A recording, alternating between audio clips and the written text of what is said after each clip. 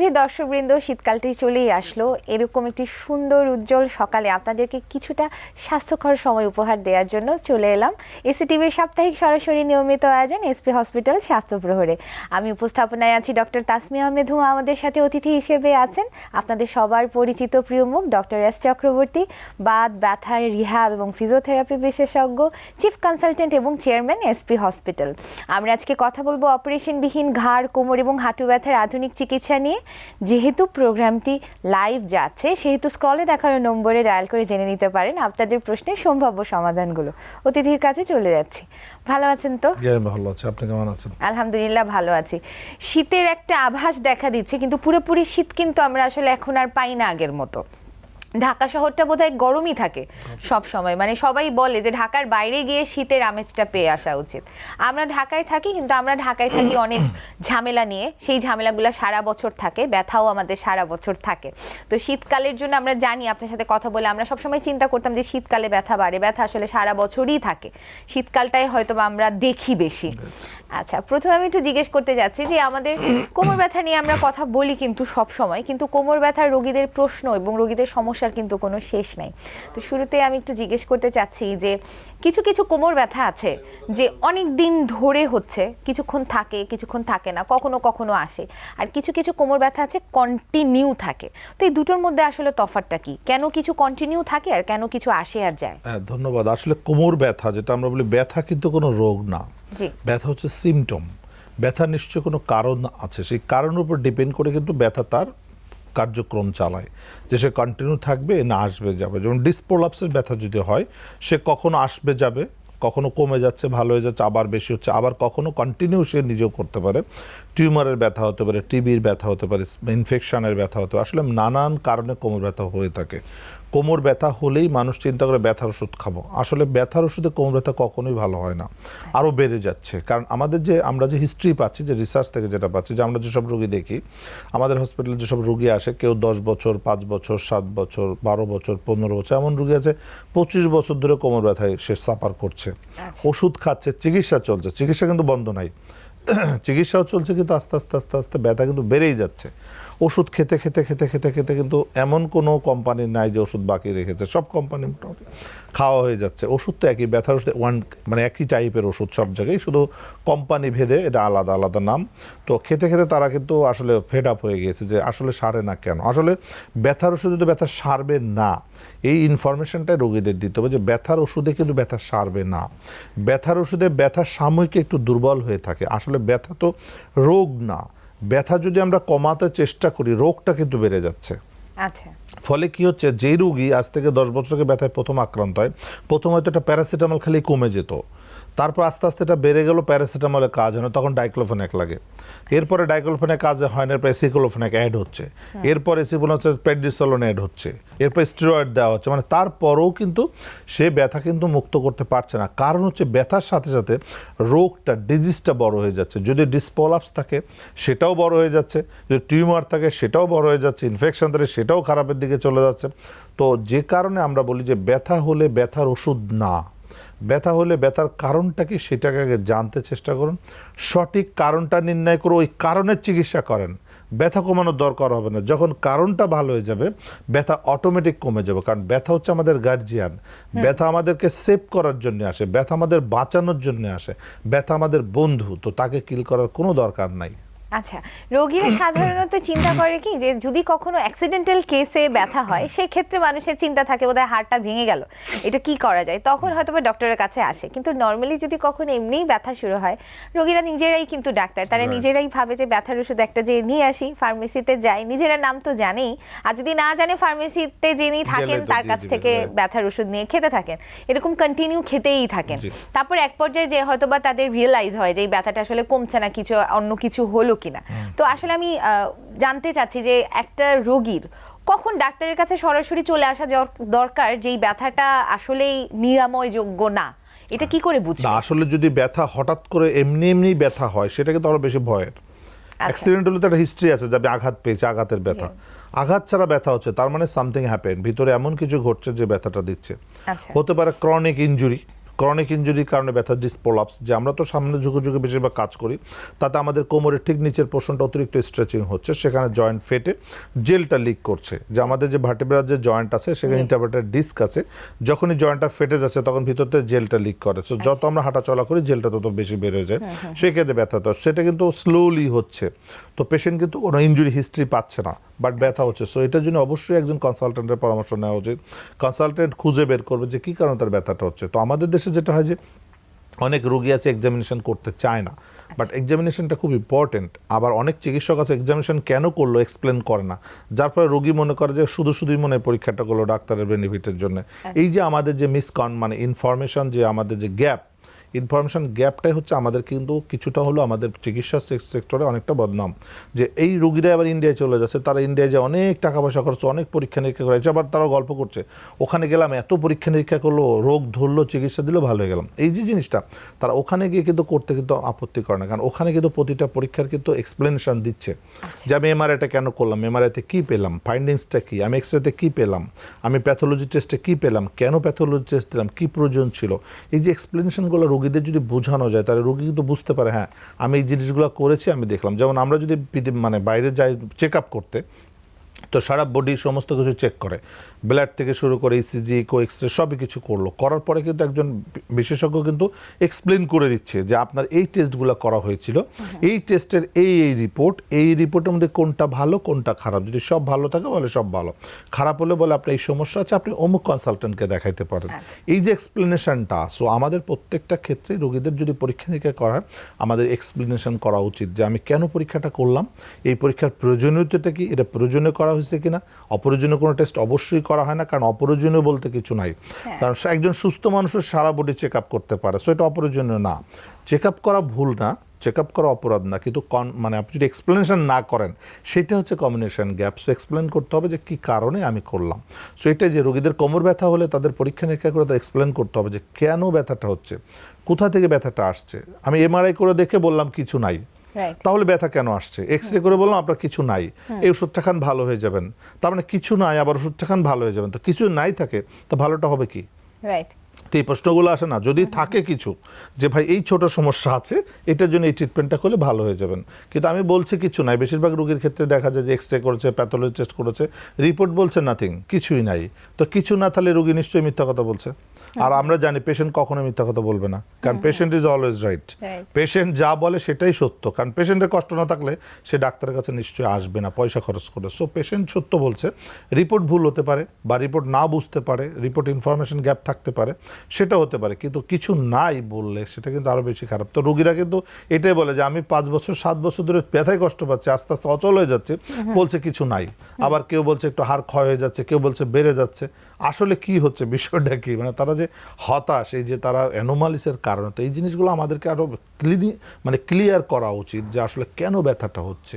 এটার জন্য আমাদের ইনভেস্টিগেশনটা খুব ইম্পর্টেন্ট। হ্যাঁ, রোগীদের কাছে আসলে ইনভেস্টিগেশনটা একটা বিশাল ব্যাপার। আমার যেটা আমি দেখি যে রোগীদেরকে একটা ইনভেস্টিগেশন দিলে যদি আমি ঠিকমতো এক্সপ্লেন না করি যে এই ইনভেস্টিগেশনটা এটার কারণে দেওয়া হচ্ছে, হ্যাঁ, তো রোগীর এটা না বুঝলে করে কি, ধরেন আমি 5টা ইনভেস্টিগেশন দিয়েছি, উনি একটা করলো বা 2টা করলো, ওনার পছন্দ মতো করলো, করার পর আবার যখন আমার কাছে আসলো আমি ওষুধ দিলাম, হয়তো বা আমি এক্সপ্লেন করলাম না যে আমি কি ওষুধ কেন দিচ্ছি, ওই 10টা ওষুধের মধ্যে দেখা গেল 2টা ওষুধ খেলো।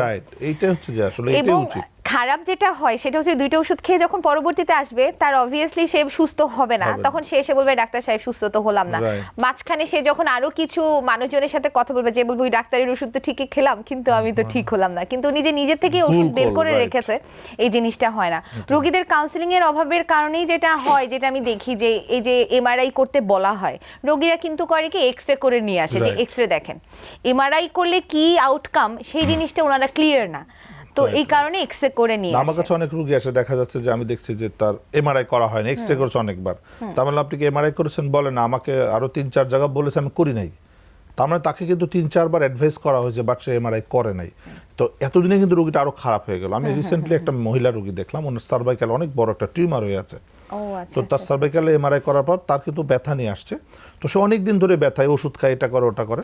তো টিউমারটা এত বড় হয়ে গেছে, এখন অপারেশন করা যাবে না, মানে এখন বলে দিয়েছি অপারেশন করলে প্যারালাইসিস হয়ে যাবে। তো রোগী হাঁটাচলা করতে পারে, বাট ব্যথা আছে। তো এখন বলছে আমি অপারেশন করে দিই, প্যারালাইসিস হয়ে যায়, তো অপারেশন করে লাভ কি? তো বললাম হ্যাঁ ঠিকই আছে, এখন অপারেশন না করে আপনি যেটা হলো যে আপনাকে এখন ওই পেইনটাকে কিছুটা কন্ট্রোল করে রেখে যতদিন চলতে পারেন চলতে হবে, তারপর যদি আল্লাহ কখনো প্যারালাইসিস করে দেয় তখন ডিসিশন নেওয়া যাবে। তো এই যে এই এমআরআইটা যদি 5 বছর আগে করতো তাহলে কিন্তু এত বড় সিরিয়াস অবস্থাটা হতো না। এই কারণে আমরা বলি যে যত দ্রুত সম্ভব যখন যেটাই করা হোক সেটা কেন করছি একটু এক্সপ্লেন করলে রোগী কিন্তু ইম্পর্টেন্স এটা বুঝে এবং তখন করে তারা। সেটাই, কারণ অনেক সময় আমরা চিন্তা করি যে এই যে কোমরের কারণে হাঁটুর ব্যথা হচ্ছে বা কোমরের কারণে ঘাড়ের ব্যথা হচ্ছে, কিন্তু যদি আমি রোগীকে বলি যে কোমরের এমআরআই করেন, তারা কিন্তু ফার্স্টে যদি জিজ্ঞেস না করে বা আমি যদি এক্সপ্লেন না করি, তারা কিন্তু ভাবে যে কি ডাক্তার বললাম হাঁটু ব্যথা, আমাকে বললো কোমরের এমআরআই করে নিয়ে চলে আসেন। আচ্ছা, যখন এটাই কথা আসলো তো আমি আপনাকে জিজ্ঞেস করতে চাচ্ছি যে কোমরের ব্যথাটা যে ঘাড়ের দিকে যাচ্ছে অথবা হাঁটুর দিকে আসছে, এটার স্থান পরিবর্তনের কারণটা কি? আসলে কোমরে যদি লং টাইম ব্যথা থাকে, এটা রিসার্চই বলছে long time back pain bilateral both নি জয়েন্ট পেনের একটা কারণ। কারণ কোমরে যদি লং টাইম ব্যথা থাকে তাহলে সেই পেশেন্টের ডিসপোলাপ যদি থাকে আস্তে আস্তে পায়ের শক্তি কমে যায়, পায়ের জোর যদি কমে যায় বডির ওজনটা আঘাত করে হচ্ছে হাঁটুর মধ্যে, হাঁটুর মধ্যে আঘাত করে হাঁটুর মধ্যে কার্টিলেজ থাকে, তখন কার্টিলেজ ভাঙতে শুরু করে। আর ডিসপোলাপ যদি বেশি হয় তখন ব্যথাটা কমে যায়, কারণ সেন্সেশন লস। কোমরে যদি সেন্সেশন লস থাকে তো সেন্স যদি না থাকে তো ব্যথা তো ফিল করবে না, তো যার কারণে সে কোমরে আর ব্যথা পাচ্ছে না কিন্তু ব্যথাটা হাঁটুতে পাচ্ছে। তখন রোগী বলে আমার তো এখন কোমর ব্যথা নাই, আমার এখন হাঁটু ব্যথা, নিচে বসতে পারে না, হাঁটতে পারে না, চলতে পারে না, প্রচণ্ড ব্যথা, পা অবশ হয়ে যায়, 2 মিনিট দাঁড়ালে পাটা ভার হয়ে যাচ্ছে, 2 মিনিট হাঁটলে আর হাঁটতে পারে না। তার মানে কি তার কিন্তু হাঁটুতে সমস্যা না, রোগটা কিন্তু কোমরে, কোমর থেকে কোমরের কারণেই কিন্তু হাঁটুটা নষ্ট হচ্ছে। আবার অনেকের কোমর ব্যথা লং টাইম ভুগছে তার ঘাড় ব্যথা হচ্ছে, কারণ কোমরে যদি ডিসপোলাপস হয় স্বাভাবিকভাবে আমাদের ভার্টেব্রাল জয়েন্টগুলো কিন্তু পোস্টার চেঞ্জ করে ফেলে, সে কিন্তু আস্তে আস্তে নিচের দিকে নামে, তখন আমাদের সার্ভাইকালে কিন্তু প্রেশার পড়ে এবং সার্ভাইকাল ইনজুরি হয়ে যায়। যেমন আমরা বলি যে একটা বিল্ডিংয়ে যদি নিচতলা ফাটল ধরে তাহলে কিন্তু 10 তলা কিন্তু ভাঙার চান্স থেকে যায়। সো এই জন্যই আসলে কোমর ব্যথার সাথে ঘাড় ব্যথা, হাঁটু ব্যথা সবই কিন্তু ইন্টারলিঙ্ক করছে।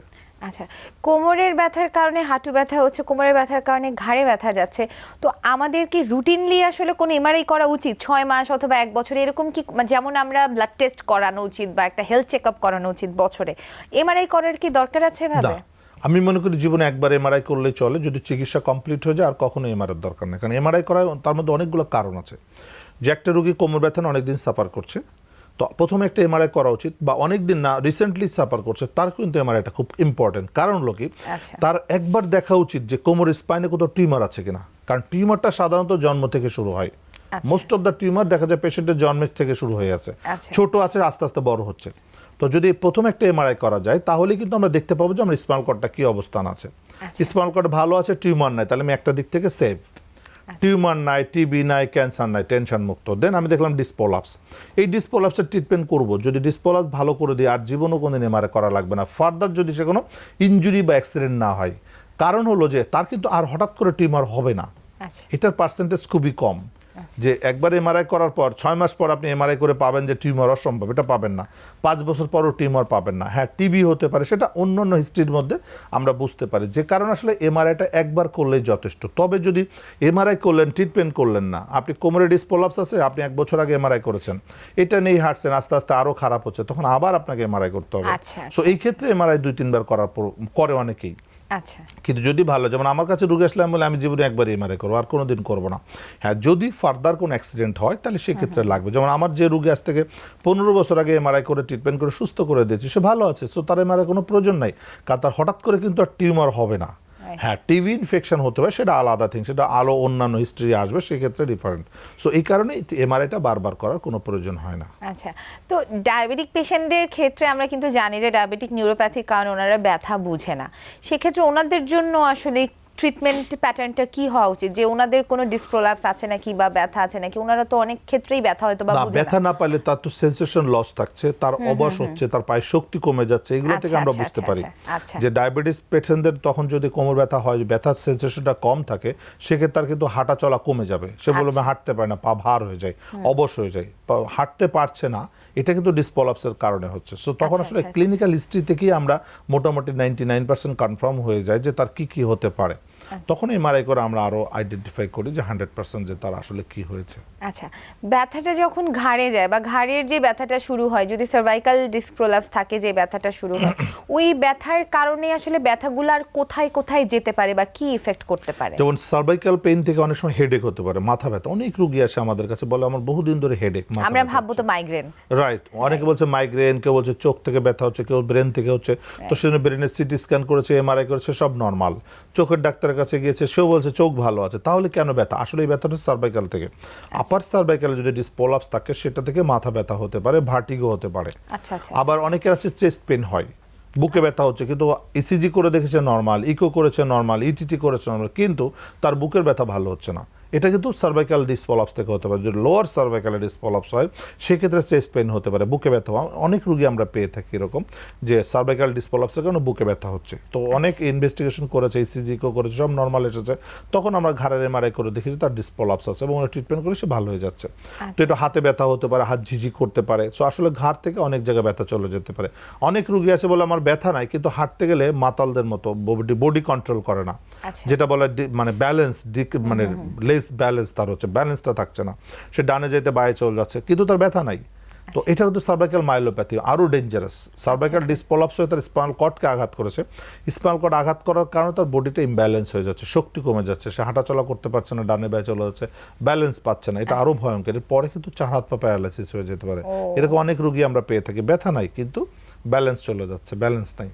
তাহলে এর চিকিৎসা কি আসলে? সবাই আমি দেখি যে সার্ভাইকালের যাদের প্রবলেম থাকে একটা কলার পরেই সারা জীবন কাটিয়ে দিল। আসলে কলারটা ট্রিটমেন্ট না, কলারটা জাস্ট একটা সাইকোলজি যে আমার একটা সামথিং হ্যাপেন, আমার একটা সমস্যা আছে, সেটার জন্য কলারটা সিম্বল। কিন্তু collar this is not treatment. Treatment হচ্ছে তাকে ফিজিওথেরাপি দিতে হবে। বাট ফিজিওথেরাপি দেওয়ার মধ্যে আবার বিভিন্ন সিস্টেম আছে যে কি টাইপের ফিজিওথেরাপি দিব, কিভাবে দিব।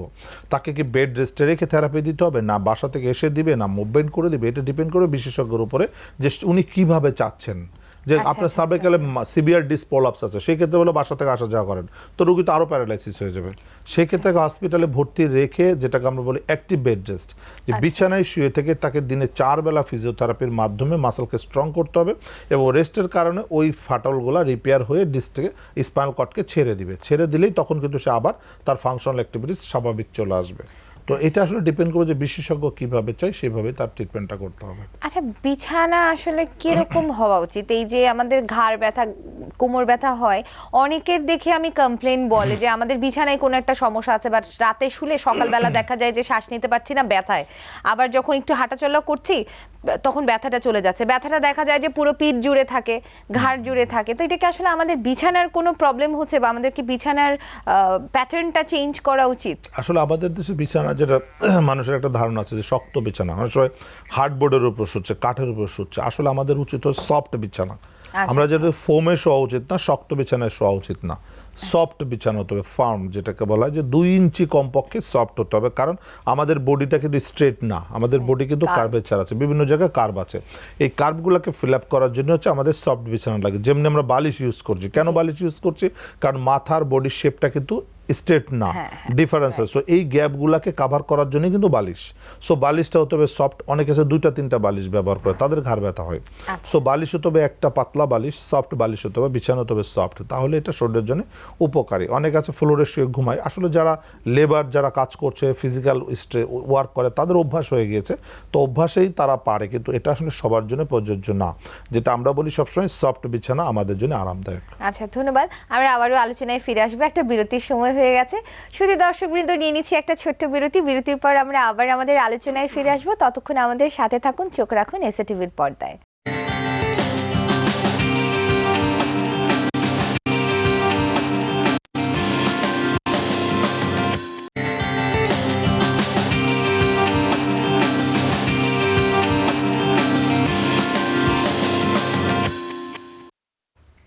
শুধু দর্শকবৃন্দ, বিরতির পর ফিরে এলাম এসএ টিভির সরাসরি নিয়মিত আয়োজন এসপি হসপিটাল স্বাস্থ্য প্রহরে। অনুষ্ঠানটি সরাসরি সম্প্রচার করা হচ্ছে, তাই স্ক্রলে দেখানো নম্বরে ডায়াল করে জেনে নিতে পারেন আপনাদের প্রশ্নের সম্ভাব্য সমাধানগুলো। কথা বলছিলাম আমরা কোমর ব্যথা নিয়ে। আমি এবার একটু হাঁটু ব্যথাতে আসতে যাচ্ছি, কারণ হাঁটু ব্যথাতে কিছু কনফিউজিং কথাবার্তা আছে। এখন হাঁটু ব্যথার কারণ সবার ধারণা মতে যে হয় আর্থ্রাইটিস আছে, না হলে তো অস্টিওপোরোসিস হয়েছে, না হলে তো ওখানে হচ্ছে হাঁটুর জয়েন্টে কোনো ঝামেলা হয়েছে, পানি এসে গিয়েছে, ফুলে গিয়েছে, বহুত রকমের চিন্তা ভাবনা থাকে হাঁটুর ব্যাপারগুলো নিয়ে। তো পেশেন্টদের কনফিউজিং মোমেন্টটা সেটা যে যখন জিজ্ঞেস করে যে হাঁটু ব্যথায় বসা যাবে নাকি, উঠা যাবে নাকি, আগের মতো হাঁটু ব্যবহার করা যাবে নাকি, বসে নামাজ পড়া যাবে নাকি, বা আগের মতো নামাজ পড়া যাবে নাকি। কারণ এখানে কেউ কেউ বলেন যে বসে ছাড়া নামাজ পড়তে যাবেন না, কারণ হচ্ছে জায়গাটা এমনই ভঙ্গুর হয়ে গেছে, যদি নর্মালি নামাজ পড়তে যান তাহলে জায়গাটা ভেঙে যেতে পারে। তো পেশেন্টরা খুবই কিন্তু কনফিউজিং অবস্থায় থাকে। তো আসলে এই ক্ষেত্রে কি করা উচিত? যেটা আসলে হাঁটু ব্যথা যেটা আমরা জেনে থাকি যে বলে আর্থ্রাইটিস বা বাতের ব্যথা, তো অ্যাকচুয়ালি আর্থ্রাইটিসটা হচ্ছে এখানে হচ্ছে তার কার্টিলেজ ড্যামেজ হচ্ছে। কার্টিলেজ ড্যামেজ হওয়ার তার পেছনে অনেকগুলো কারণ থাকে, যেটা আর্থ্রাইটিস থেকে হতে পারে, কিন্তু এখানে মূল স্ট্রাকচার যদি দুর্বল হয় তখন আর্থ্রাইটিস কিন্তু আরও বেশি খারাপের দিকে চলে যায়। তো স্ট্রাকচার আমাদের স্ট্রং রাখতে হবে। যেমন আমার হাঁটুর সারাউন্ডিং যে স্ট্রাকচারটা থাকে মাসেলগুলো, আমি যদি মাসেলগুলোকে স্ট্রং রাখি তাহলে কিন্তু কার্টিলেজের উপর লোড পড়বে না, তাহলে কার্টিলেজ ভাঙবে না, সেক্ষেত্রে আর্থ্রাইটিসের তীব্র আকার ধারণ করবে না। ফুলে যাচ্ছে কাদের, যাদের পায়ের শক্তি অনেক কম, বডির ওজন আঘাত করে কার্টিলেজ ভেঙে ফেলছে, সেখানে ইনজুরি হচ্ছে, ইন্টারনাল ব্লিডিং হচ্ছে, ব্লাড ইনফেকশন তৈরি করে ফুলে পানি চলে আসছে সেখানে। তো সেক্ষেত্রে পেশেন্ট হাঁটা চলায় বন্ধ হয়ে যাচ্ছে, তো পেশেন্ট পা মুভমেন্ট করছে না, মুভমেন্ট করতে পারছে না। কিন্তু ট্রিটমেন্ট করে দ্রুত মুভমেন্ট করতে হবে। যদি আপনি লং টাইম মুভমেন্ট না করেন তাহলে কি ফিক্সড হয়ে যাবে, কন্ট্রাকচার ডেভেলপ করবে। তো হাঁটু যদি মুভমেন্ট না করে আপনি হাঁটতে পারবেন না, তো ডিসএবিলিটি চলে আসবে। হাঁটু ভাঁজ করবেন, যত বেশি ভাঁজ করবেন ভিতরে ফ্লুইড সিক্রেশনটা বাড়বে। তো ভাঁজ করার জন্য নিচে বসতে হবে, নিচে বসা প্র্যাকটিস করতে হবে। অনেকে আছে যে একটু ব্যথা হলেই সে চেয়ারে নামাজ শুরু করে, ফলে কি হচ্ছে, সে দেখা যাচ্ছে আমার কাছে অনেক রোগী আসছে 5 বছর আগে একটু ব্যথা শুরু হলো, তো সে প্রথমে চেয়ারে নামাজ শুরু করলো। কেন, উদ্দেশ্যটা কি ছিল? হাঁটু ভালো করা, এই তো। না হলে কেন চেয়ারে নামাজ শুরু করলো? 5 বছর পর সে কিন্তু হাঁটা চলাই বন্ধ হয়ে গেল। তার মানে তার এত খারাপ অবস্থা যে এখন সে তো নিচে বসার প্রশ্নই আসে না, সে হাঁটতেও পারে না। তার মানে কি, সে কিন্তু ভুল করলো। এই যে চেয়ারে নামাজ শুরু করলো 5 বছর, এত লং টাইম কিন্তু হাঁটু বন্ধ করা উচিত ছিল না। হয়তো হতে পারে 15 দিন, 20 দিন, 1 মাস, 2 মাস, 3 মাস, কিন্তু কতদিন লাগবে এটা চিকিৎসক বলে দিবে। এটা আসলে চিকিৎসক বলে যে আপনি হাঁটু মুড়ে আপাতত বসবেন না, কিন্তু কতদিনের জন্য বসবেন না সেটাও রোগী শুনে আসলো না, যার ফলে সে বাসায় এসে আর ওই ডাক্তারের কাছে গেলেও না, সে সারা জীবন সে বন্ধ করে দিল। তার দেখা দেখি তার ফ্যামিলির লোকজন চিন্তা করে উনি যেহেতু ব্যথা হওয়ার পর বন্ধ করছে, আমি আগেই বন্ধ করে দিই। আমরা অনেক রোগী পাই এরকম যে ওয়াইফের হাঁটু ব্যথা, ওয়াইফ চেয়ারে বসে নামাজ পড়ে, ডাক্তার বলেছে, হাজবেন্ড চিন্তা করলো যে উনি হাঁটু ব্যথা হওয়ার পরে বন্ধ করছে, আমি আগেই বন্ধ করি, তাহলে হাঁটু ভালো থাকবে, ব্যথা হবে না। কিন্তু এটা যে আরো সর্বনাশ, হাঁটু যে আসলে ব্লক হয়ে যাবে। যেটা বলা হয় যে ব্যক্তি নিচে বসে জায়নামাজে 5 ওয়াক্ত নামাজ পড়ে সে কিন্তু ডিসেবল হচ্ছে না সহজে, একমাত্র সৃষ্টিকর্তা ছাড়া তার ডিসেবল হবে না। কিন্তু আপনি যদি চেয়ারে বসে নামাজ পড়েন, ভালো মানুষও যদি নিচে বসা বন্ধ করে দেন, তাহলে আপনি আস্তে আস্তে পঙ্গু হয়ে যাবেন। কিন্তু প্রশ্ন থাকে আসলে মাটিতে বসার পরে উঠতে পারে না, তার মানে তো আপনার মাসেল উইকনেস, তার মানে মাসেল দুর্বল। তো সেটা তো নামাজের দোষ দিয়ে লাভ নাই, সেটা আপনার বডির স্ট্রাকচারের দোষ। আপনি স্ট্রাকচার ঠিক করেন, চিকিৎসা করেন। আপনি চিকিৎসা করবেন না, না করে আপনি পারবেন না, আপনি চেয়ার বসে নামাজ পড়বেন, তাতে কি হচ্ছে, নিজে ক্ষতিগ্রস্ত হচ্ছেন, আশপাশের লোকজনকে ভুল ইনফরমেশন দিচ্ছেন। এই যে একটা দেখে একজন খারাপ জিনিস দেখে আরেকজন শিখে যায়। সো ফ্যামিলি থেকেই কিন্তু শুরু হয়। আপনি ঘরে বসে চেয়ারে বসে নামাজ পড়ছেন, আপনার দেখে দেখে আপনার হাজব্যান্ড পড়ছে, আপনার ছেলে মেয়েরা পড়ছে, বাবা মা পড়ছে, পাশের বাড়ির লোক পড়ছে, আস্তে আস্তে নামাজ আপনার মসজিদে চলে যাচ্ছে চেয়ার, সেখানে সবাই পড়ছে। আমরা আবারও আসবো হাঁটু ব্যথা নিয়ে কথা বলতে, একটা ফোন চলে এসেছে, নিয়ে নিচ্ছি। হ্যালো দর্শক, হ্যালো, আসসালামু আলাইকুম। ওয়ালাইকুম আসসালাম। আপনার নাম এবং বয়স বলে প্রশ্নটি করুন। আমার নাম মোসাম্মদ নাজমা। জি বলুন। জি, ওনার বয়সটি বলে প্রশ্নটি করুন। ওনার বয়স হচ্ছে যে 26 বছর। কি সমস্যা বলুন। স্যার, ওনার সমস্যা হচ্ছে যে মাজার মানে কোমরের নিচে প্রচন্ড ব্যথা অনেক দিন থেকে। আপনার টেলিভিশনের ভলিউমটা একটু কমিয়ে নিন, তারপরে প্রশ্ন করুন।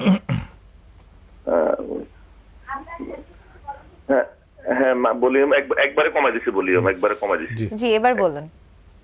কতদিন যাবত ব্যথা হচ্ছে কোমরে? হ্যালো, আসসালামু আলাইকুম। ওয়ালাইকুম আসসালাম। কতদিন যাবত আপনার ব্যথা? প্রায় 3 মাস। আমার 2টা বাচ্চা হয়েছে, আমি 3-4 মাস হবে। আমি ভাবছি মনে হয় সিজারের ব্যথা, ওই যে ইনজেকশন গুলো দেয় জি, জি, জি, জি। ইনজেকশনের ব্যথা, এটা ভাবছি, ওষুধ খাইছি, কোনো কাজ হচ্ছে না। জি, আপনি কোনো ডাক্তার দেখিয়েছেন? না, ডাক্তার দেখাইনি। তো ওষুধ কোথায় পাচ্ছেন? নিজে নিজেই খাচ্ছেন? নিজে নিজে কালকে একটা ওষুধ আনছিলাম। জি জি, বুঝতে পেরেছি, ধন্যবাদ। আমরা উত্তরটা দিচ্ছি। আমাদের আলোচনার মধ্যে থেকেই চলে আসলো না জিনিসটা। আসলে এরকম রোগী আছে অনেকে, যে সিজার করার পরে ব্যথা হলে মনে করে সিজার ইনজেকশন দিয়েছে, স্পাইনাল ইনজেকশনের জন্য ব্যথা হচ্ছে। সবার জানা উচিত স্পাইনাল ইনজেকশনের জন্য কখনো ব্যথা হবে না, কারণ এটা তাহলে রিসার্চেই বলতো ইনজেকশন বন্ধ করে দিত। সো এটা কখনোই সম্ভব না। স্পাইনাল ইনজেকশনের কারণে কোমর ব্যথা হয় না। তাহলে কোমর ব্যথা কেন হচ্ছে? না, ডিসপলাপস আছে, এবং এটা আগে থেকেই ছিল। আগে এটার তীব্রতা কম ছিল, বাচ্চা ডেলিভারির পরে এটা আরো বেড়ে গিয়েছে, কারণ বাচ্চা ডেলিভারির সময় তার কোমরে চাপ পড়েছে, যে কারণে তার ডিসপলাপস আরো বেড়ে গেছে, ব্যথা বেড়ে যাচ্ছে। এই যে পেন কিলার খাচ্ছে, উনি আরো খারাপের দিকে যাবে। আচ্ছা, কারণ পেন কিলার ওনাকে ভালো করবে না। পেন কিলার কি করে? সাময়িক একটু পেনটা কমাবে, পার্সেন্টেজ 10 to 20% পেইন কমাবে, ফলে সে হাঁটা চলা আরো বাড়াবে। মনে করো ব্যথা তো কমে যাচ্ছে, বাড়াবে, তখন ডিসপলাপস আরো বেড়ে যাবে। এখানে ডিসপলাপস হওয়ার চান্স 99%। আচ্ছা। সো একটা এমআরআই করে দেখতে হবে যে ডিসপলাপস আছে কিনা, কতগুলো ডিসপলাপস আছে, ওই ডিস্ককে রিপেয়ার করে ওনার মাসেলকে স্ট্রং করতে হবে। পাশাপাশি হয় কি, অনেক মহিলারা আছে যাদের বাচ্চা ডেলিভারির পরে তার মাসেল উইকনেস থাকে, কারণ 9 মাস 10 মাস বাচ্চাকে ক্যারি করতে করতে তাদের ফিজিক্যালি আনফিট হয়ে যায়। এই কারণে বলা হয় গাইনোকোলজিক্যাল ফিজিওথেরাপি, যেটা আমি ট্রেনিং করেছি গাইনোকোলজি ফিজিওথেরাপির উপরে, যে আফটার ডেলিভারি, সেটা সিজার বা নর্মাল, তাদের ফিজিওথেরাপিটা খুবই ভেরি ভেরি ইম্পর্টেন্ট। এটা রিহ্যাবিলিটেশন করতে হবে, কারণ বাচ্চা ক্যারি করতে করতে তাদের লোয়ার পোর্শন, অ্যাবডোমিনাল পোর্শনগুলো উইক হয়ে যায়। এটাকে ফিজিওথেরাপির মাধ্যমে এটাকে স্ট্রং করে আবার নর্মাল স্ট্রাকচারে নিয়ে আসতে হবে। অনেক আছে দেখবেন বাচ্চা ডেলিভারির পর প্রস্রাব লিক করে, প্রস্রাব ধরে রাখতে পারে না, হাসি কাশি দিয়ে প্রস্রাব লিক করছে, কারণ ব্লাডার দুর্বল আছে।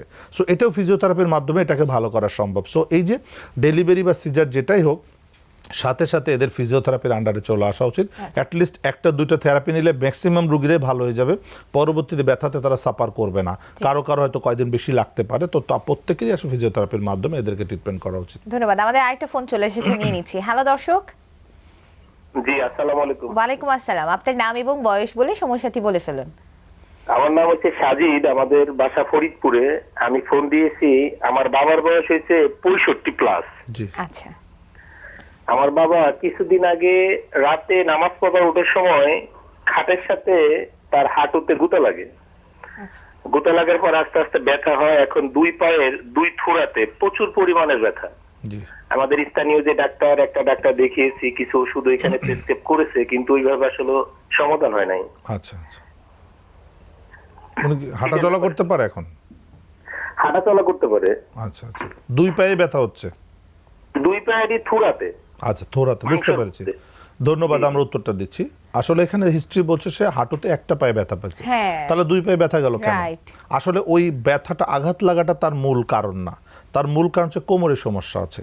এটা একটা উসিলা মাত্র, মানে ওটা লেগেছে, এখন তার ব্যথা। তাহলে 2 পায়ে যাচ্ছে, তার কোমরে ডিসপ্রলাপস আছে, যেখান থেকে তার ব্যথাটা 2 থোড়াতে চলে, মানে 2 থায়ে চলে যাচ্ছে নার্ভের মাধ্যমে। সো এটা কোমরে ডিসপ্রলাপস আছে, এটা এমআরআই করে দেখতে হবে।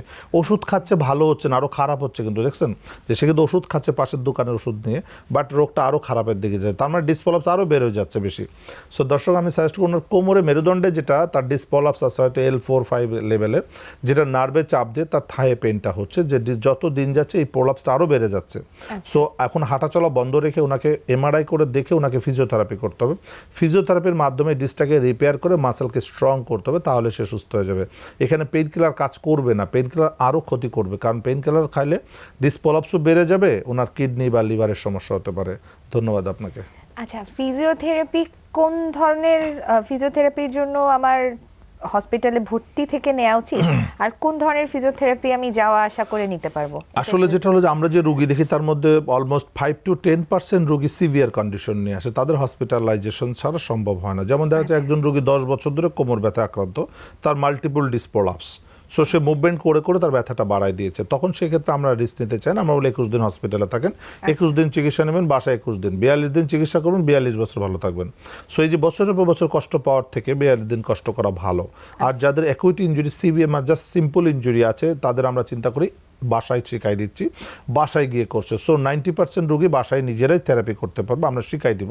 আর 5 to 10% সিভিয়ার কন্ডিশন নিয়ে আসে, যারা হাঁটতেও পারছে না, হুইল চেয়ারে আসছে, তো তাদের ক্ষেত্রে টানা করতে করতে আরও ক্ষতিগ্রস্ত হয়ে যাচ্ছে, যে কারণে তাদের হসপিটাল বাধ্যতামূলক, হসপিটালে থেকেই তাদের ফিজিওথেরাপি নেওয়া উচিত। আচ্ছা, রোগীদের তাহলে এই কমপ্লেনটা প্রায় রোগী থাকে কেন, যে যখন ফিজিওথেরাপি দেওয়া হয় তখনই ভালো থাকি, পরে আসলে আমাদের ব্যথা আবারও বেড়ে যায়? হ্যাঁ, ওই যে তারা মেনটেন করতে পারছে না, কারণ ফিজিওথেরাপিটা তো সারাক্ষণ তার শরীরের সাথে লেগে থাকবে না।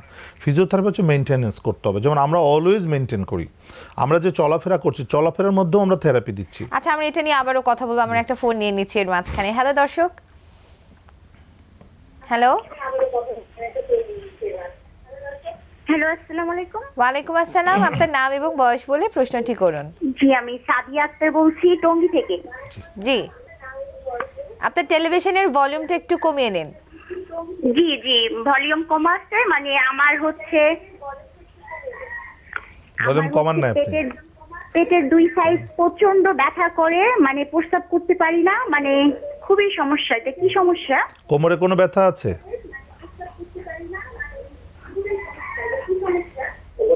আপনি আপনার টিভিটা আপাতত একটু মিউট করে দেন। টিভির সাউন্ডটা বন্ধ করে দেন, দিয়ে কথা বলেন। ওকে ওকে। আপনার কি কোমরে কোনো ব্যথা হয়? জি, আমার মাজা ব্যথা করে, সারাটা মানে রাত্রে যখন জি। ঘুমাতে যাই প্রচুর ব্যথা করে। আপনি কোনো ডাক্তার দেখিয়েছেন? হ্যাঁ, ডাক্তার দেখানো হয়েছে, বলছে যে নরমাল, কোনো সমস্যা নাই। এমআরআই করেছেন? এমআরআই করেছেন? হ্যাঁ জি। এমআরআই করেছেন? হ্যাঁ, করেছিলাম। এমআরআই রিপোর্টে কি এসেছে? রিপোর্ট বলছে যে নরমাল। না, হতেই পারে না। হ্যাঁ, কিন্তু এখন তো ওই যে প্রস্রাব করতে গেলে মাঝখানটা ব্যথা করে, দুই সাইডটা প্রচুর ব্যথা করে, মানে বসার পরে যে উঠে দাঁড়াবো মাথা ঘুরে পড়ে যেতে ধরে, মানে এরকম লাগে। ওটা কি সমস্যা? জি, আমরা উত্তরটা দিচ্ছি। আসলে না, এমআরআই যেটা আসলে উনি ভুল ইনফরমেশন দিচ্ছি, ইনফরমেশন সঠিক না। এমআরআইতে অবশ্যই তার সমস্যা পাওয়া যাবে, কারণ যেহেতু তার ব্যথা, তার কোমর ব্যথা আছে এবং প্রস্রাব করতে হলে তার ব্যথা হচ্ছে, কারণ ইউরিনে যখন যাচ্ছেন তখন বসছেন, নার্ভের উপর চাপ পড়ছে, সেই কারণে ব্যথা হতে পারে। এটা এমআরআইতেই ধরা পড়বে, রোগটা আসলে ধরতে হবে। এবং তার মাসেল উইকনেস আছে, যে কারণে সে উঠে দাঁড়ালে তার মাথা চক্কর দেয়, মাথা ঘোরাচ্ছে, তো নার্ভের কারণে এই ঘটনাগুলো ঘটছে। তো দর্শক, যেটা এমআরআইটা আপনাকে দেখতে হবে ভালো মতো, এমআরআই কি আছে। আপনি যে চিকিৎসক দরকারে প্রয়োজনে চেঞ্জ করেন, আপনি কোনো বিশেষজ্ঞ ফিজিওথেরাপিস্টকে দেখায় আপনাকে থেরাপি দিতে হবে, থেরাপি দিয়ে মাসেলকে স্ট্রং করতে হবে, তাহলে আপনার এই সমস্যার সমাধান হয়ে যাবে আশা করি। ধন্যবাদ আপনাকে। ধন্যবাদ। আমরা আবারও আলোচনায় ফিরে আসবো, বিরতির সময় হয়ে গেছে। শুধু দর্শকবৃন্দ, নিয়ে নিচ্ছি একটা ছোট্ট বিরতি। বিরতির পর আমরা আবার ফিরে আসবো, ততক্ষণ আমাদের সাথে থাকুন, চোখ রাখুন এসএটিভির পর্দায়।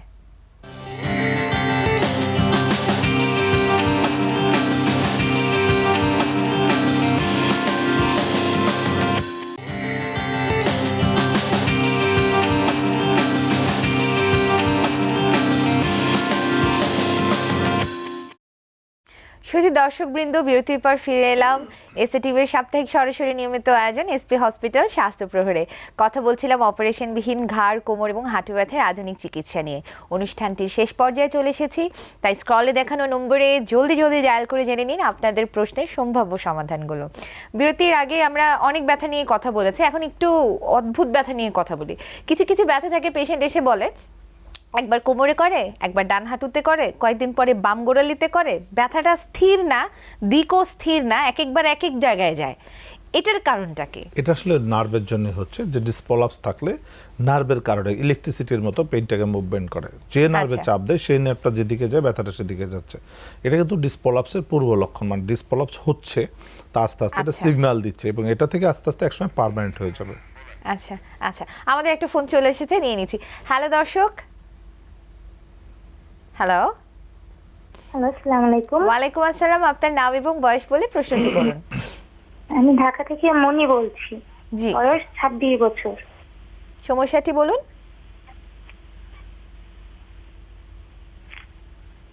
আমার মানে কোমরে ব্যথা ছিল, তো এখন আমি এমআরআইও করেছি 1.5 বছর আগে, 1 বছর আগে এমআরআই করেছি। আমি এখন সুস্থ ছিলাম, 3 মাস পরে সুস্থ হয়ে গেছিলাম। তো আমাকে এমআরআই রিপোর্ট আসছে L4 L5। আচ্ছা, হ্যাঁ, কি আসছে? জি, এখন মানে হঠাৎ করে 1 সপ্তাহ ধরে আমার গোড়ালিটা ব্যথা করতেছে। আমি মাঝে মাঝে যখন ব্যায়ামটা একটু অনিয়ম করতাম তখন আমার কোমরে ব্যথাটা বাড়তো। তো তো আবার ব্যায়াম করলে আবার ঠিকঠাক হয়ে যেতাম। জি। এখন কি কোমরে ব্যথা আছে না শুধু গোড়ালিতে ব্যথা হচ্ছে? এখন কোমরের ব্যথা হালকা একটু আছে, অত না, হালকা, শুধু শুইলে হালকা একটু লাগে। জি জি, বুঝতে পেরেছি আমরা উত্তরটা দিই। যেটা তার ডিস্ক প্রলাপস আছে L4-5-5S1 এবং যেটা তার কোমরে পেইন ছিল, এখন ব্যথাটা গোড়ালি চলে গেছে, মানে এটা কিন্তু আস্তে আস্তে বড় হচ্ছে। তো তার এক্সারসাইজটা সঠিকভাবে হচ্ছে না। এক্সারসাইজটা করে মাসলকে স্ট্রং করলে সারা জীবন এক্সারসাইজ করার দরকার নাই। এটা রিপেয়ার হয়ে গেলে সারা জীবন মেনটেন করতে হবে। মেনটেন করা মানে সারা জীবন থেরাপি করা না। মেনটেন হচ্ছে আপনি সামনে ঝুঁকে কাজ করবেন না, নিচে বসে কাজ করবেন না, আপনি প্রয়োজন ছাড়া অপ্রয়োজনীয় ভারী জিনিস টানাটানি করবেন না, মানে যার যেটা অ্যাবিলিটি না। যেমন অনেক আছে শুধু একটা 50 কেজির একটা চালের বস্তা ধরে সে টানতে গেল, সেটা কিন্তু তার কাজ না, এটা লেবারের কাজ। সো এটা করতে গেলে নিজের ক্ষতি হতে পারে। সো এই কাজগুলোকে অ্যাভয়েড করতে হবে। তো যেটা হলো ফিজিওথেরাপিটা সঠিকভাবে করতে হবে। আমি আপনাকে সাজেস্ট করব আপনি ফিজিওথেরাপি স্পেশালিস্টকে দেখে এক্সারসাইজটা শিখে নেন। এক্সারসাইজটা সঠিক মতো করতে পারলে এটা পার্মানেন্ট সলিউশন হয়ে যাবে। ধন্যবাদ আপনাকে। আচ্ছা, শুধু হাঁটুর জন্য ব্যথা হাঁটুতে বা গোড়ালির জন্যই গোড়ালিতে ব্যথা, আর আসলে কোমরের জন্য হাঁটু বা গোড়ালিতে ব্যথা, এটা আসলে বোঝা যায় কি করে? এটা আসলে যদি পায়ের গোড়ালিতে অনেক সময় মানে যেটা আমরা ক্যালকেলের স্পুর হয়, স্পারের জন্য ব্যথা হতে পারে।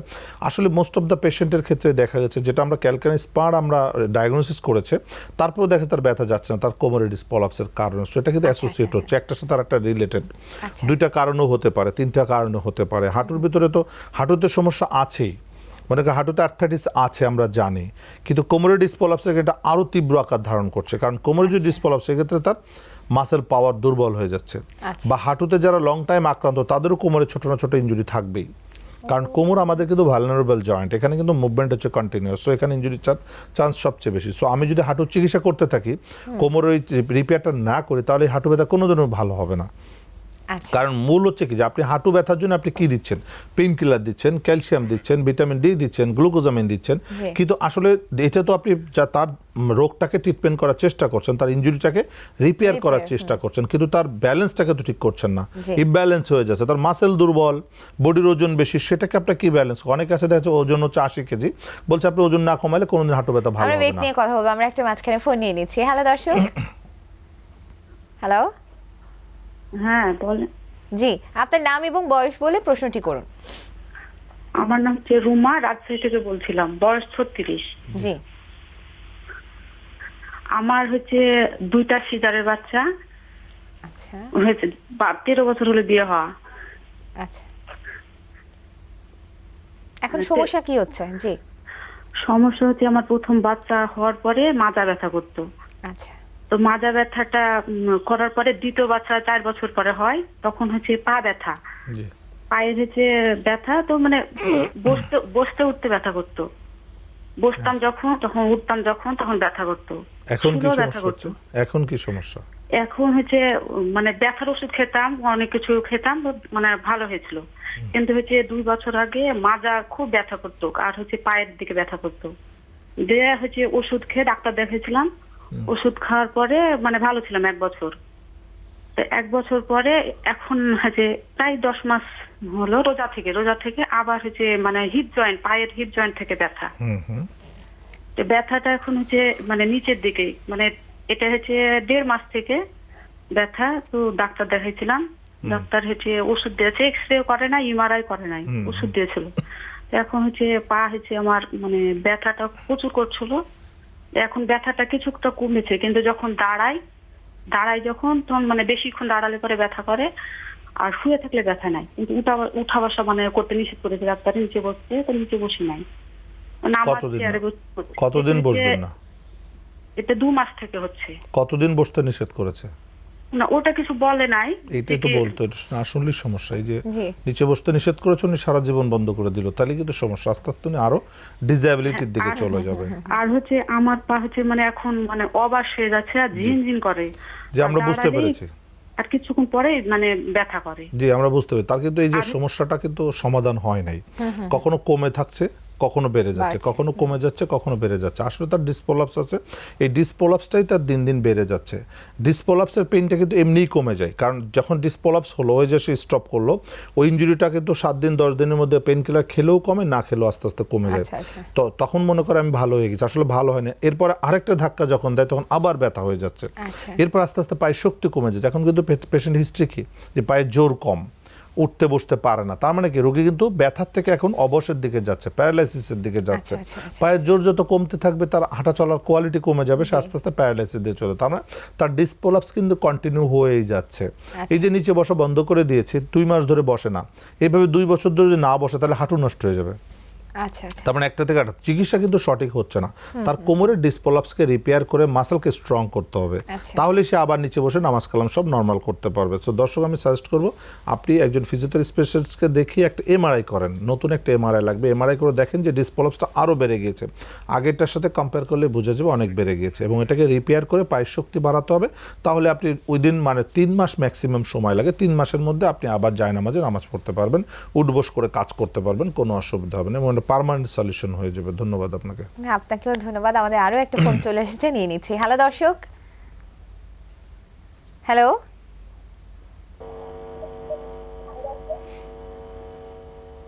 হ্যালো। হ্যাঁ শোনা যাচ্ছে, আপনি শুনতে পাচ্ছেন আমাদেরকে? জি জি, হ্যাঁ আমরা আপনাকে শুনতে পাচ্ছি। জি, আমার 2 দিন ধরে আমার হাতটা একটু ব্যথা করে। হ্যালো, আপনি একটু আপনার টেলিভিশনের ভলিউমটা কমান, তারপরে আপনার নাম বলুন, বয়স বলুন, তারপর প্রশ্নটা করুন।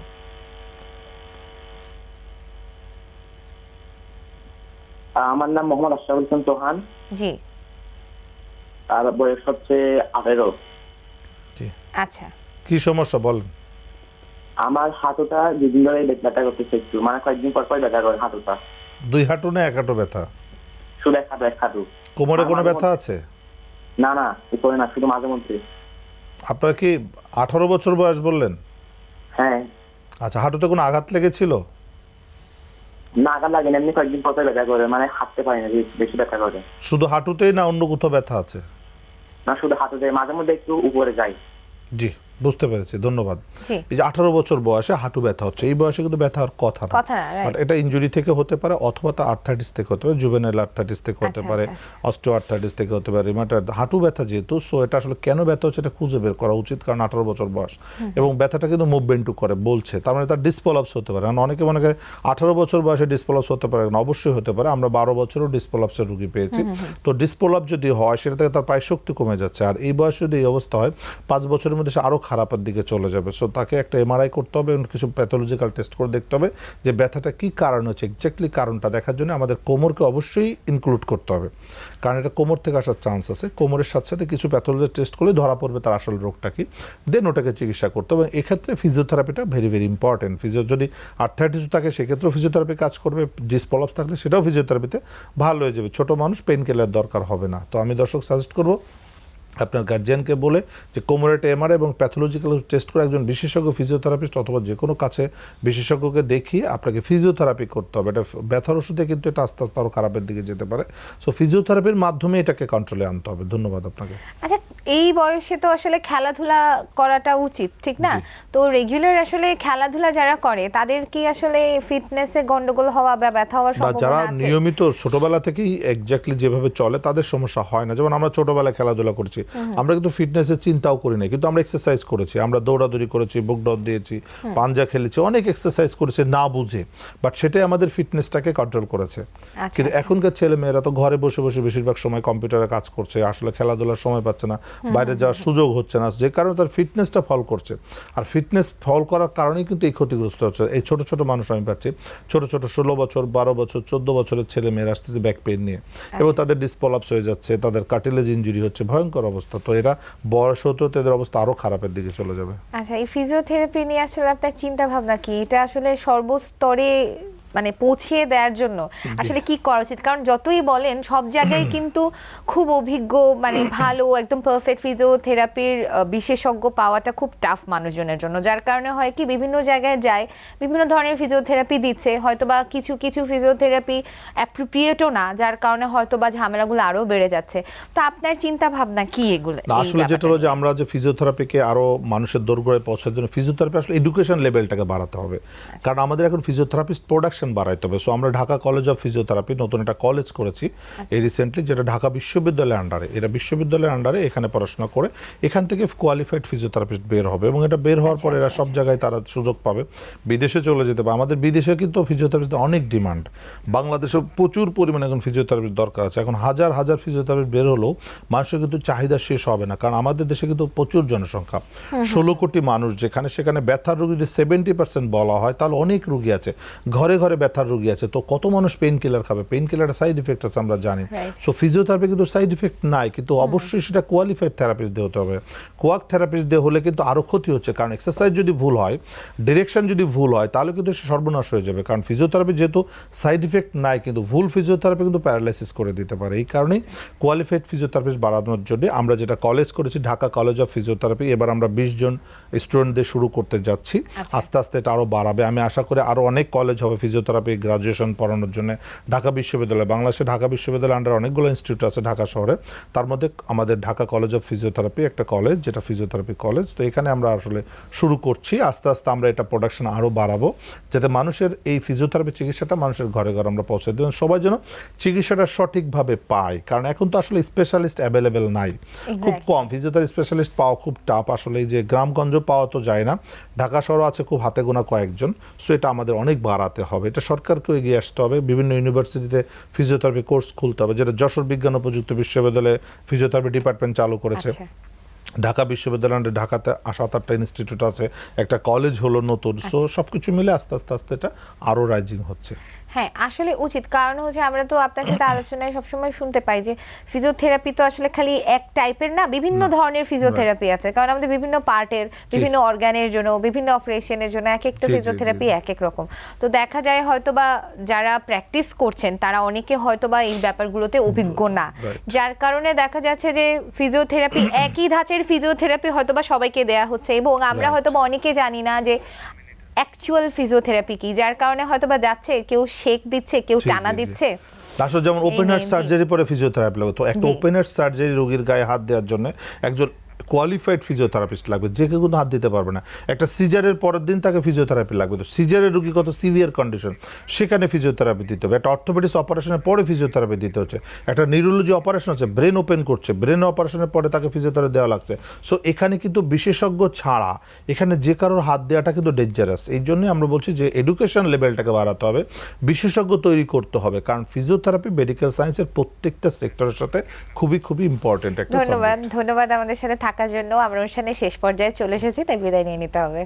আপনাকেও ধন্যবাদ।